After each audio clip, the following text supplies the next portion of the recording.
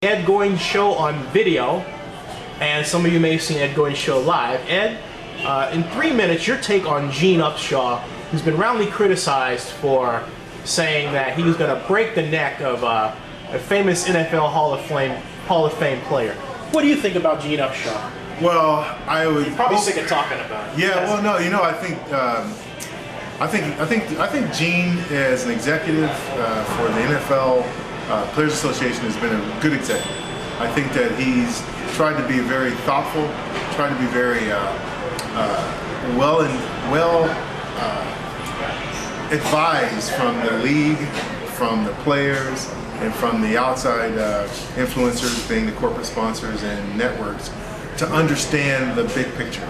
And I think that he does. And I think many execs, or the other execs from the other leagues, may have different agendas, may have a different, and do have a different economic ballpark to work in. So you told me a story about a 49er player who passed away recently, and that was how you had the opportunity to mix with Mr. Upshaw.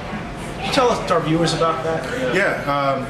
Well, a couple of years ago, it was well reported, there was tragically a death of one of the NFL players, Thomas Harrion, who died after a preseason game in Denver.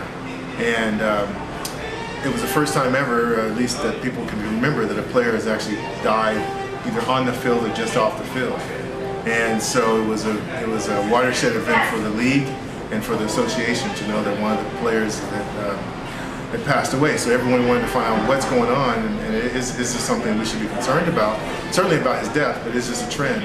And I think once that was figured, once it was determined it was a rare situation, it was just remarkable how both, not just Gene Upshaw, but also the commissioner at the time, Paul Tagliabue, came out to San Francisco to the memorial for Thomas Harrion, and we flew out the family of Thomas as well. And how compassionate Gene was to the family, toward the family, and making sure that they had everything that they needed to be taken care of during this time, and to the rest of the players, going around and making sure that each of the players understood the loss, and also that there's resources out there to talk about the loss and to get over it. He just showed a compassionate side that I didn't see out of many execs. Question for you, a little bit of a different one, same subject. Does the NFL owe anything to its older players? To players that have played in the past? Yes, I think it does. I think the NFL and the PA both owe something to the ex-players. I can't tell you what that is numerically. Okay, but why do you think they owe? Why? Well, I think they owe because, but for the past players, that brand, that shield, the NFL shield, would be a new sort of trying to make its way. Like the XFL. Like the XFL. Or the UFL, which is good at that. Perhaps. Never good. They'll never make it out of the list. Perhaps. I'm not going to opine on that, but I'll tell you that there is something to longevity. There's something to having been there before, having that brand, those franchises, whether the AFL merger or even before, having such a 30, 40, 50-year history makes a difference in the impression of older people, but also youngers who've watched their parents cheer for the 49ers or others. So I think they owe something.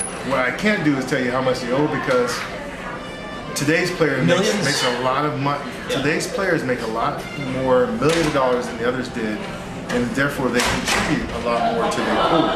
What about the observation, or my observation basically, is that we're in a digital age, and now it's possible to look back 40 years, 50 years, to see what a player with the Detroit Lions did, and maybe you can make a game based on what that player did, or maybe you can say, hey, I wonder how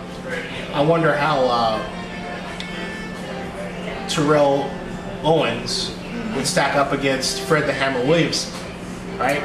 Don't we owe something to Fred the Hammer Williamson if we make a game or a digital comparison like that? Doesn't that change the game? Well, I think that there's a couple of responses to that. One is that, what does the CEO of IBM owe to the CEO of IBM? I knew you were going to bring that up. Okay, fine. Here's my response to that. My response is that who cares about seeing the CEO of IBM 50 years ago on television, right? But by comparison, a lot of people care about seeing Dick Butkus That's. I think You seeing. can tell me I'm off my rock. Well, I think. Well, here's the deal. Because I think, but for the CEO or the crack engineer from IBM 50 years ago, we wouldn't be where we are today. And so, the point is that you wouldn't be able to. If I'm the CEO or whatever executive, I use IBM, but any other company that's had a history like that, the knowledge base, the foundation was laid there for you to make the tens of millions of dollars that those CEOs make. Too true. So I think that the idea is that you don't care from a fan standpoint. I don't care who that guy was, but I sure as hell care that he did what he did or she did what she did, because but for that, we wouldn't have what we have today. And that's what. But I don't care. And it's your show, but I have to disagree with you. Okay. Please do. I mean, I hate this to be a monologue. So. Oh no! The only reason I do is because if you take the pictures of Joe Maine from the past, and they sell.